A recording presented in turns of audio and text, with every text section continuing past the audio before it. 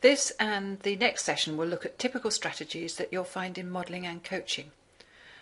In this particular session, we'll be focusing on procrastination and motivation strategies.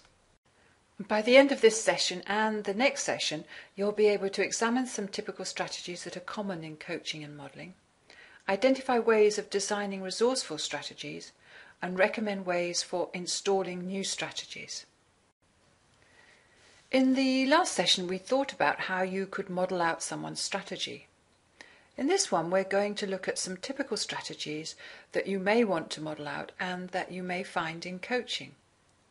So, having elicited someone's strategy, you will want to either teach other people how to do strategy, or you may want to help someone change the strategy. So here are some ways of installing new strategies. The first one is to do repeated mental rehearsal of the new strategy. Our unconscious minds find it quite hard to tell the difference between mental rehearsing things and actually doing it. So repeated mental rehearsal can be used to install new strategies and to grow new neural pathways in the brain. Another way of installing new strategies is reframing. That's giving a more positive meaning to a situation or its feelings. Reframing is often used as a way of installing new strategies, as it changes the person's perception of the current situation, and that means there's much more motivation for adopting the new ways of doing it. Next, there's metaphor. So that's about using a story to give a more positive meaning to the situation. Metaphors or stories can be used as they work with the unconscious mind, and that can help bypass conscious mind resistance. And the last one is to help the client change the feeling attached to the task. Ask them how they would like to feel instead and get them associated to that feeling. It's the feeling and the states that drive our behaviour. So if you help a person change their state at the trigger of a strategy, then the strategy is going to change as a result. There are many more ways of changing strategies, be they NLP or other techniques. We're going to go on to think about some strategies that crop up frequently when you are coaching and modelling. Sometimes these strategies are useful and sometimes they're not so useful in situations, such as the procrastination strategy. And some, such as decision strategies, have been modelled out and certain conditions found that means that the strategy is well formed. That's useful to know so that when you're modelling out strategies or helping others change strategies, you have some guidelines to help you analyse the strategies and help the client choose the ones that are going to be helpful for them. So I wonder when it is that you put off doing something. What happens when people procrastinate? What is the pattern or strategy that they run? And how would you want to help them? The procrastination strategy normally starts either with a modal operator of necessity, I have to, must, got to do, whatever it is, that implies that it's something they have to do out of necessity rather than something that they want to do. Or, at the trigger point, they will have a representation of something they don't want to have happen in the future. For example, something like they might say to ourselves, I'll have to do this because I don't want to get into trouble with the boss. Neither of those two are hugely positive, and so the person will get rid of the negative feelings by thinking about doing something else instead.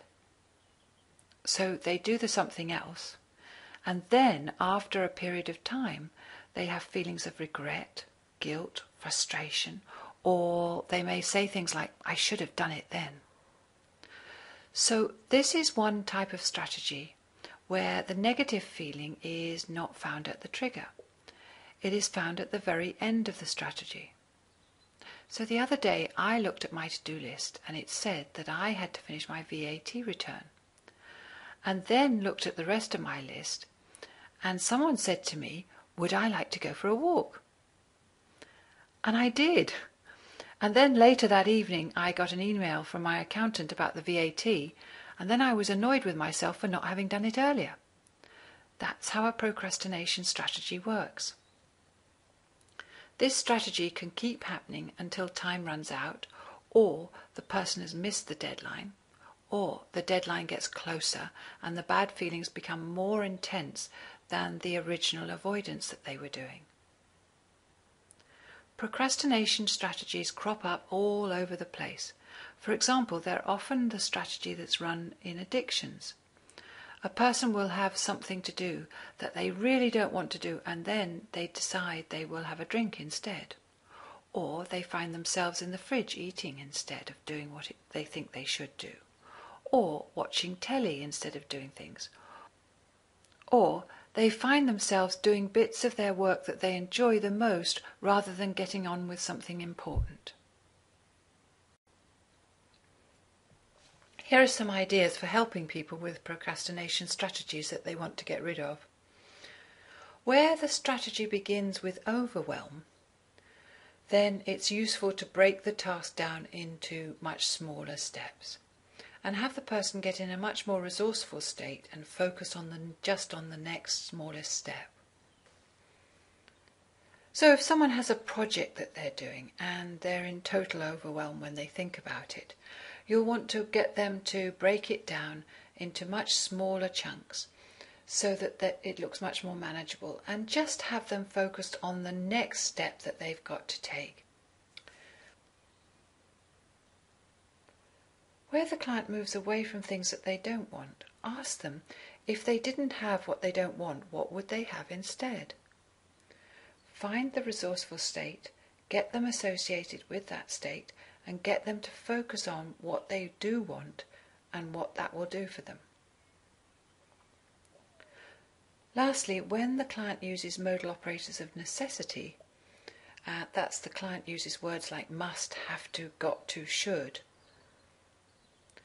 ask them what would have to happen for them to want to do the task. Or you can ask them what it's like when they want to do things and how that feels, and what would happen differently if they felt like that now. All of these three different approaches can help people start to shift the procrastination. If you're coaching in the workplace, this is a strategy that you will often come across. So it's worthwhile really learning how the strategy works so that you can identify it very quickly and then start to help the client to change. So if you're helping someone with a procrastination strategy, then it's useful to know about what a well-formed motivation strategy looks like. And you may want to consider the following. First of all, that they have a positive image in their mind of the task having been completed, leading to a positive feeling. So ask them to get an image of how it will be when they finish the task, and then ask them how they feel, and get them really associated into that feeling. That will help their motivation. You may also want to consider that when they talk to themselves about the task, it's in a positive tonality.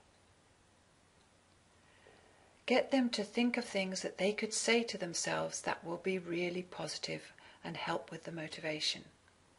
And that they use a nice tone of voice when they're talking to themselves. The next one is about the use of modal operators of possibility.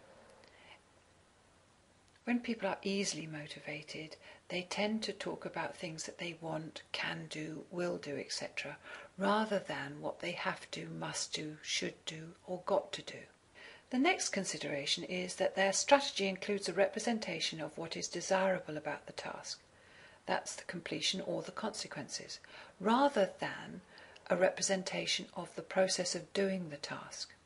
So at some point early on in the strategy, it's good for them to have a picture of what's really great about doing the task, rather than the process of doing it.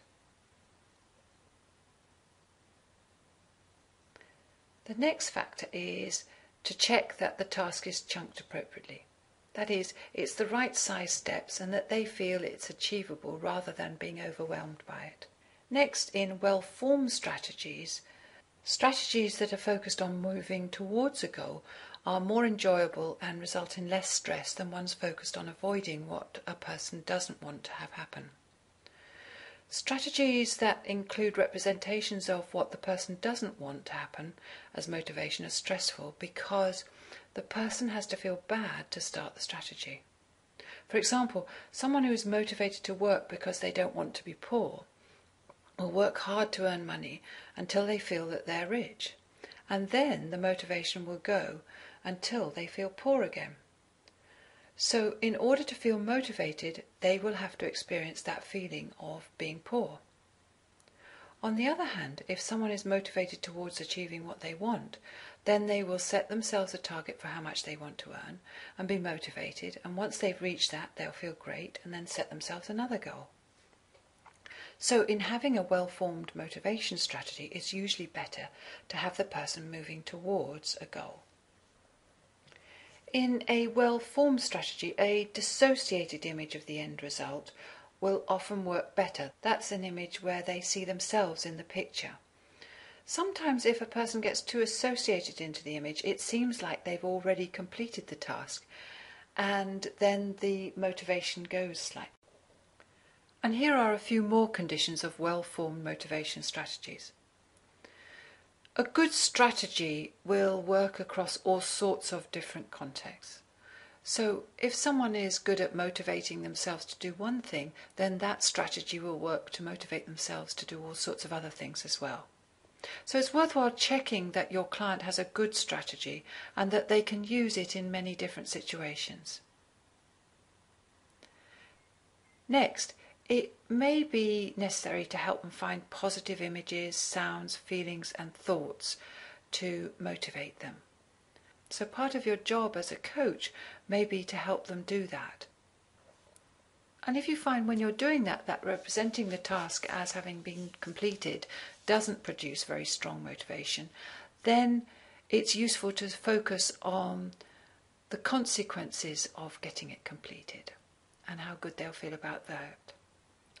One thing you might want to think about is that procrastinators are often very good planners, and it's just that they don't get round to doing it. So you might want to be cautious of installing a very, very strong motivation strategy for people who do professional planning. So these are some of the things you'll want to think about in helping someone come up with a well-formed strategy. Here's an exercise to use your new learning on procrastination strategies to help yourself. First of all, think of a situation where you're procrastinating at the moment. Write down how you do your procrastination strategy based on the model that you've been given. Write down how you can change to be more motivated and carry out your action. And then log the results of your action.